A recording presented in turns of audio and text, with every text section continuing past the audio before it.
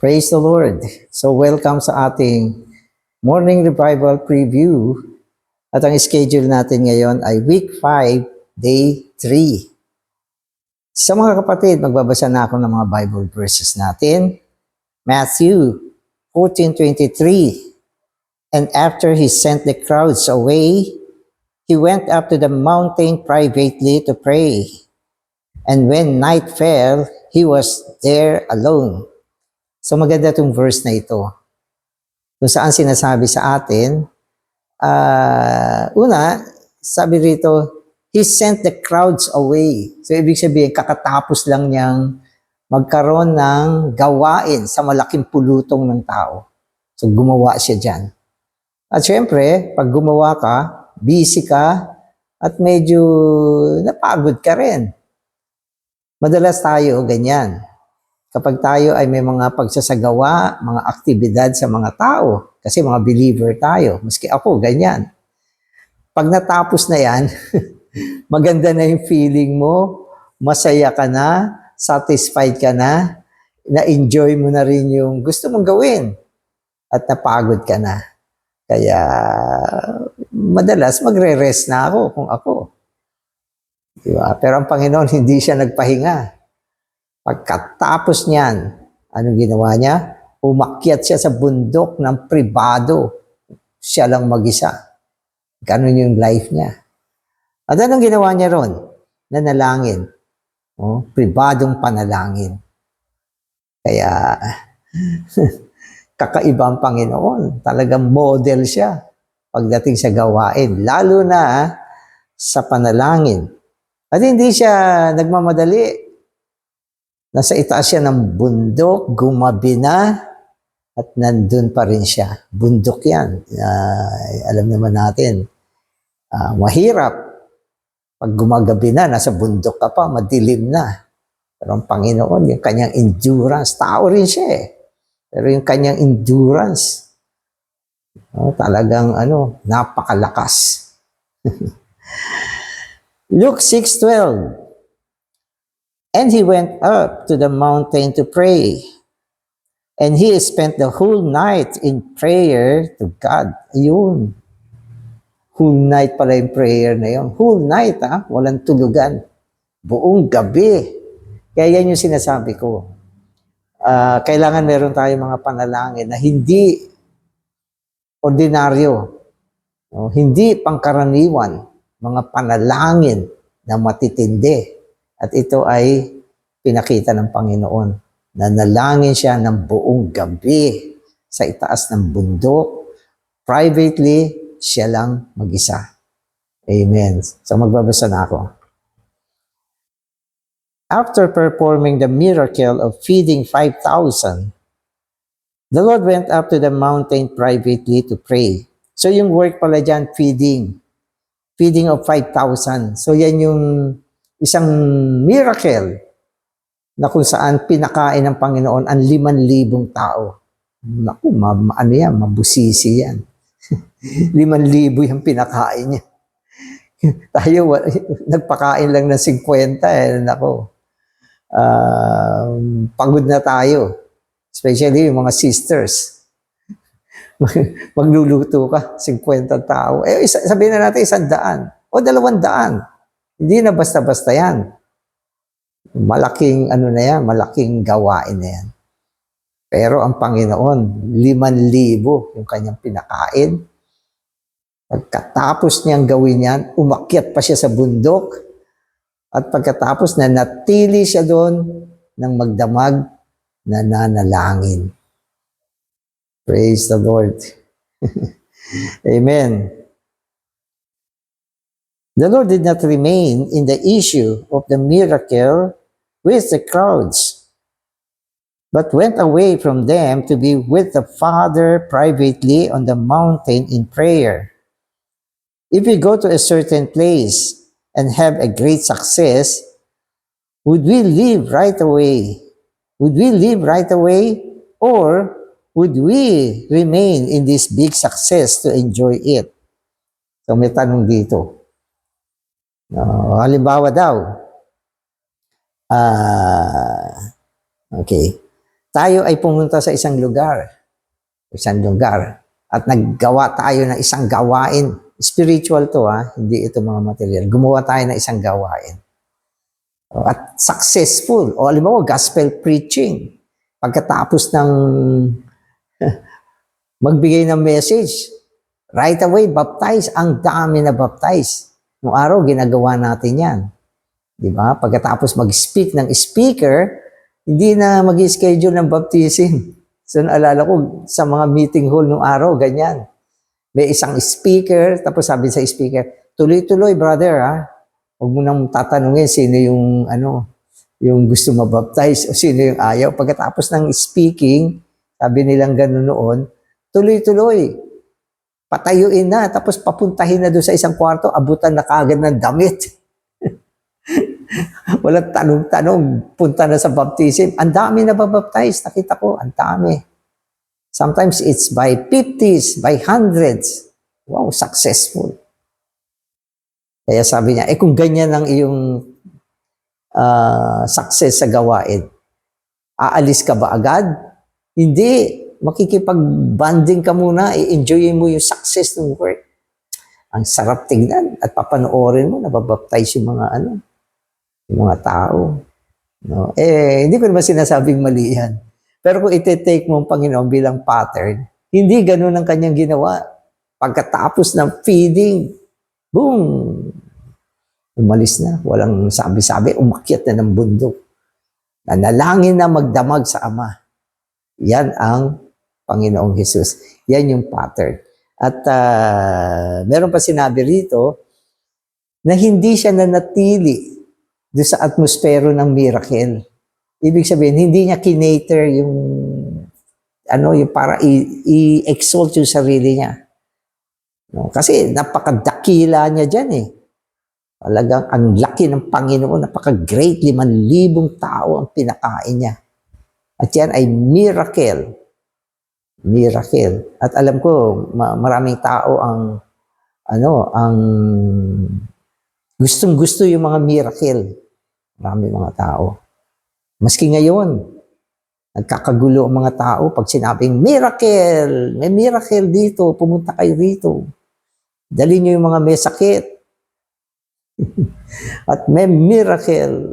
At mga hipo-hipo ng kamay sa ulo, patumba-tumba ang mga tao, nagkakagulo.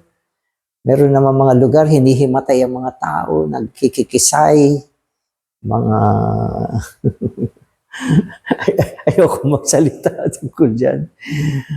Pero ang Panginoon, umalis siya sa ganyang atmospero. Hindi siya hindi siya nagpabanjing-banjing dyan. Hindi siya nagbigay ng sobrang pansin sa mga miracle. Kundi ang higit na pinansin niya ay ang manalangin. Pattern yan, mga kapatid. Amen. Okay. Amen. We need to see and follow the pattern of the Lord Jesus. He did not remain in the issue of the great miracle that he performed. Instead, he went up to the mountain privately to pray. The word privately is very meaningful. Privately. Privado. Pag sinabi mong privado, ano yan? Parang akin lang to. Privado yan private yan hindi ko kailangan ng kasama dito. Akin lang to. Private ito. At ang Panginoon, sabi rito, ay isang pattern, huwaran, na somehow matuto tayo sa kanya mga ginawa. Of course, hindi naman tayo bilang mga believer gumagaya ng panlabas sa Panginoon. Ang mahalaga ay ang ating pakikipag-isa sa Kanya sa loob ng ating espiritu kung saan tayo ay nagagabayan niya sa tamang galaw. Tamang galaw. Kaya mula dyan, naliligtas pa rin tayo sa mga makalamang bagay, mga bagay na makasarili, na kung saan pagkatapos ng mga matatagumpay na gawain. Eto kami. Nakikita nyo ba yung ginawa namin dito? Nako, sino bang gumawa nito? Napakatindi naman ng gawain na to. Ayan pa siya, nandyan pa siya. Ayaw pa umalis. Amen. Amen. I like these 3 phrases. Amen. To be with the Father on the mountain and in prayer. So, 3 phrases. Be with the Father on the mountain and in prayer. So, yan yung sinasabi niyang 3 phrases na gusto niya. We should learn from the Lord's pattern here by exercising to be with Him on the mountain in prayer. His looking up to heaven means that he had no trust in himself. His going up to the mountain means that he wanted to be with the Father in prayer. Amen. So, 2 bagay yung binanggit dito. Pag binasa nyo kasi yung portion na yan, bago blines ng Panginoon, yung isda at tinapay, I think may isda yan. Hindi lang tinapay yan. Tumingin muna siya sa kalangitan. Tumingin muna siya bago niya ginawa yan. Hindi naman ibig sabihin hindi niya kayang i-multiply yan nang hindi siya titingin sa kalangitan. Pero merong prinsipyo yan. Nang ibig sabihin sa gawain ng Panginoon, tumingin siya muna sa Diyos, sa Ama. Inilagak niya ang pagkakatiwala sa Ama at hinayaan niya na ang Ama ang gumawa sa sitwasyon na ito. Yun ang ibig sabihin ng pagtingin niya sa kalangitan. Ang kalangitan dito ay sinasagisag ng Ama. Kasi sinasabi natin, kailangan maging pattern ng Panginoon. Lahat ng gagawin natin, tumingin tayo sa Panginoon. Tumingin tayo sa Kanya. Ipagkatiwala natin to sa Kanya. Huwag nating ilagay ito sa ating mga kamay. Huwag tayo matuto na habang gumagawa tayo, nagtitiwala tayo sa sarili natin. Kundi habang busy tayo, gumagawa tayo, ano man ang ginagawa natin, ang ating mga mata ay nakatingin sa Panginoon. Ang ating puso bukas sa Kanya, ang ating espiritu ay tumatanggap ng Kanyang pagpapahid at gabay sa lahat ng bagay. No? At dinideclare natin yung sinabi ng Panginoon sa John, apart from Him, you can do nothing. Maliban sa Kanya, wala kang magagawa. Kaya yan yung prinsipyo ng paglilingkod. Lahat, Panginoon, ikaw ang gagawa, ikaw lang ang pagkakatiwalaan ko, ikukumit ko ito sa iyo. Maging ang katalinuhan ko, hindi ko gagamitin dito. Hahayaan kita na bigyan ako ng pagpapahid, mga instant na gabay, dagli ang gabay na dumadating sa panahon ng aking paggawa. Ganon, kataas ang paglilingkod na ginawa ng Panginoong Jesus nang siya ay tumingin sa Ama. At ito rin ang isang huwaran natin. Mga kapatid, so siya ay ating huwaran. At dito naman sinasabi na yung pag-akyat niya sa sangkalangitan ay ang kanyang desire na mapasa Ama, makasama ang Ama. Yun ang nasa puso niya. Gusto niya makaisa ng Ama, makasalamuha ang Ama, manalangin sa Ama. Kaya siya ay umakyat sa kabundukan. Hindi para mag-show, kundi malakas ang kanyang desire na gusto niyang magkaroon ng isang pagsasarili, isang pribadong oras na kung saan makasama niya ang Ama. So marami mga punto rito na kailangan matutuhan natin. Then we have the sensation of how intimate He is to us and how close we are to Him. We have to learn to leave the crowds, our family, our friends, and the saints in the church to go to the higher level on a mountain. Amen. So yung crowd dito na iniwan niya, nagpapakita na iwanan natin yung mga tao. Iwanan mo yung mga kaibigan mo. Iwanan mo yung pamilya mo.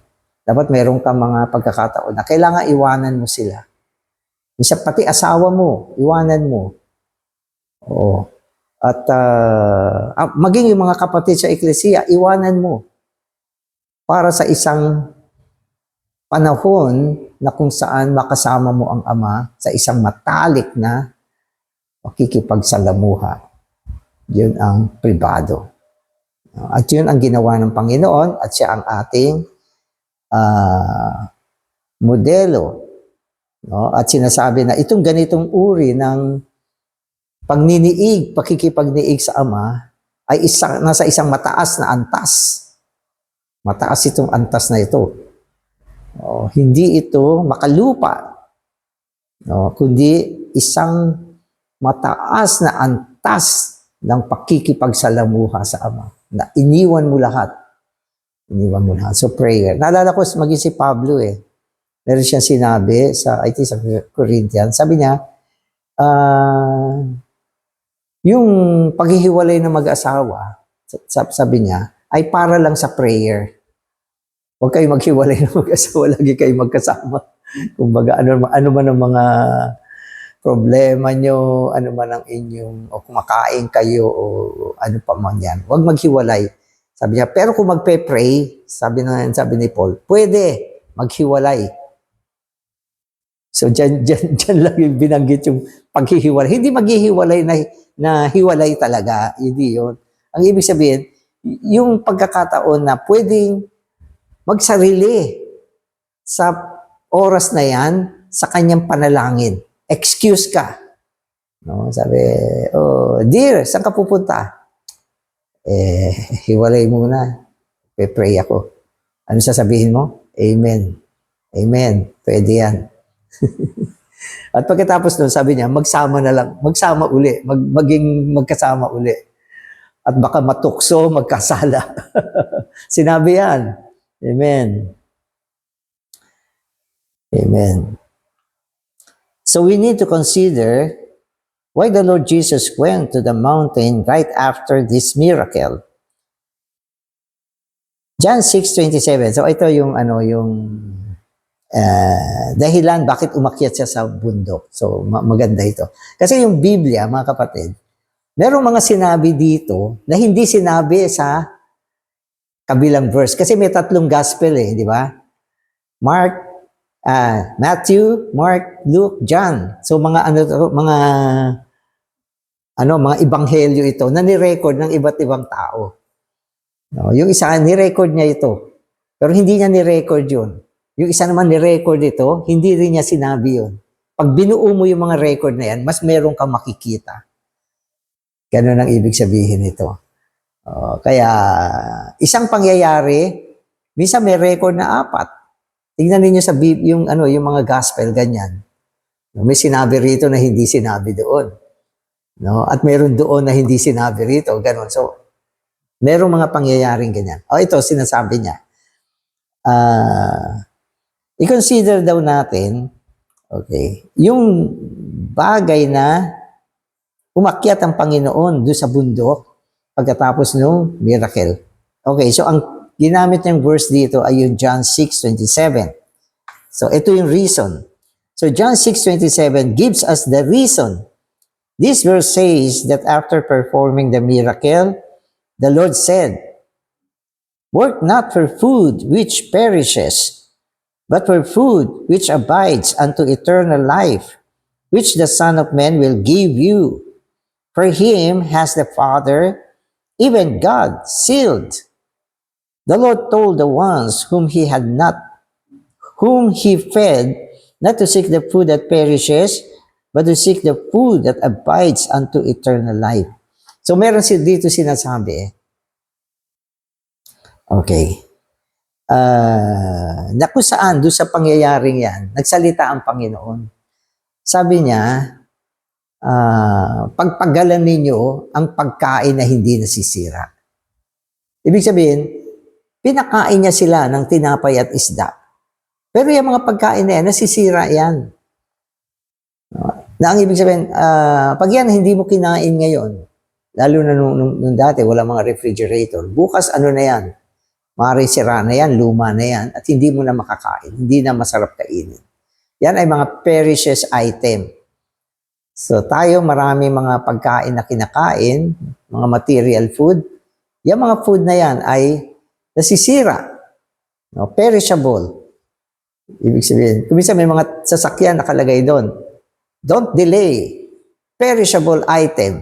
Ibig sabihin, yung laman nun, mga pagkain na pwede masira. Huwag mo silang i-delay.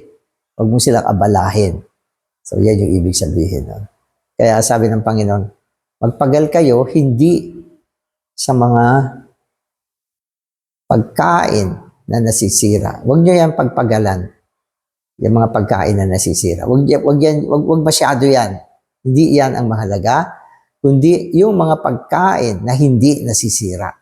So, yun ang sinabi ng Panginoon. At ito ay may kinalaman sa feeding of 5,000. Kaya ang Panginoon ay umakyat sa bundok. Ibig sabihin, ang kanyang pag-akyat sa bundok ay may kinalaman sa pagkain na hindi nasisira. Kaya in-explain niya sa aklat ng John na hindi sinabi sa Matthew. Amen. I believe the Lord went up to the mountain to pray in this way. So, maaring ganito yung panalangin ng Panginoon nung nandun na siya sa bundok. Maaari lang naman kasi batay ito sa mga sinabi niya. Okay. So, sabi dito, Father, I pray to you under your blessing. Through your blessing, you feed the 5,000. But Father, they are just looking for the food that perishes. So yung kondisyon, yun ang kondisyon ng mga tao. Ano sila? Occupied sila ng mga pagkain na hindi nasisira. Libre ito. Naku, ito, nabusog tayo. Kung hindi ito, gutom tayo. So doon sila nakafocus sa ganun. Doon sila nakafocus sa ganun. Okay? I do look unto you that you would bless them, that they would seek the food that abides unto eternal life. O yun. So, yung sinabi ng Panginoon, okay, na magpagal kayo sa pagkain na hindi nasisira, ginawa niyang prayer. Ginawa niyang prayer sa kanyang Ama. No, na sinabi niya, yung mga tao, no, nakafocus sila sa ganitong bagay, no, kaya sinasabi niya na bless mo sila. Bigyan mo sila ng naghahanap na puso para sa pagkain na hindi nasisira, kundi ito ay nag-a-abide o nananahan tungo sa buhay na walang hanggan. Okay, so ito pa yung maaring prayer niya. Father, you know that I am your sent one. Only I can give them the food that abides unto eternal life. But they do not know me in this way. They know only that I can perform a miracle to feed them with the physical food. But they do not know that it is only I who can give them food that is of the eternal life. I believe that the Lord prayed to bless them further in this way. Amen. So yung prayer ng Panginoon, makalangit at dibinong panalangin na hindi ayon sa level ng tao. Hindi ba napansin nyo? Madalas kasi tayo, concern tayo, minsan concern tayo sa mga kapatid, tama naman yan. Pero concern tayo sa mga physical na bagay. Mga physical na bagay. Gusto natin silang sumaya. Kumusta na ba kayo? Meron pa ba kayong kinakain dyan? Meron pa ba kayong mga pangmaterial na bagay dyan? Panginoon, alalahanin mo itong mga kapatid. So, nananalangin tayo. Pero ang prayer natin ay earthly. Kung natatandaan nyo, earthly, itong mga prayer na ito. Nanalangin ba kayo para sa mga kapatid? Na nawa magkaroon sila ng puso para sa mga eternal na bagay, sa pagkain na babalong tungo sa buhay na walang hanggan.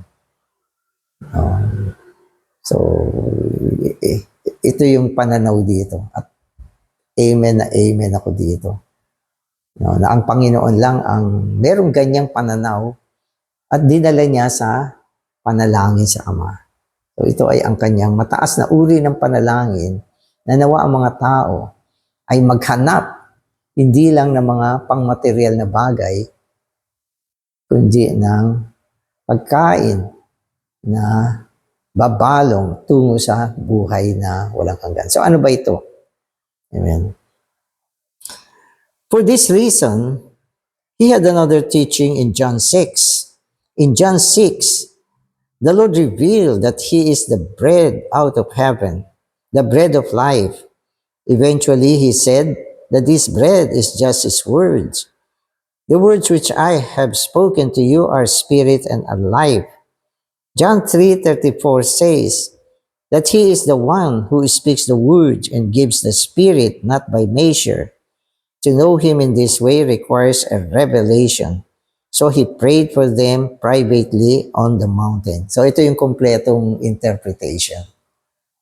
Diba? Ito yung kompletong interpretation. So, sinasabi natin, ang panalangin ng Panginoon ay ang mga tao na maghanap ng pagkain, no, na mananatili, no, tungo sa buhay na walang hanggan. So ito ay pagkain na hindi nasisira. At pagkatapos niyan, another occasion, pagdating sa John 6 din, malinaw na sinabi niya, ako ang tinapay. Ano ang tinapay? Pagkain. Pero sinabi niya, siya ang tinapay ng buhay. Diba? So, ang ibig sabihin, magkaroon kayo ng desire upang kunin siya, kainin siya. At sa John 6, sinabi ng Panginoon, he who eats me shall live because of me. So, direktang sinabi niya, ako ang tinapay at ang kumain sa akin ay mabubuhay dahil sa akin. Pero hindi mo pa rin maintindihan yan. Hindi mo pa rin maintindihan. Paano ba kainin ng Panginoon? At sinabi niya ng diretso, okay, na ang tinapay na siya mismo ay tumutukoy sa salita. Sa salita. At sinabi niya, okay, na ang, okay, amen. Sinabi niya, ang salita na sinasabi ko sa inyo ay pawang espiritu at buhay. So, dire-diretso yung kanyang explanation. So, una sinabi niya, hanapin nyo ang pagkain na nananatili tungo sa buhay na walang hanggan. So, bitin. So, oo, sasabihin ko, mula ngayon, hindi ako makukontento sa mga material na pagkain.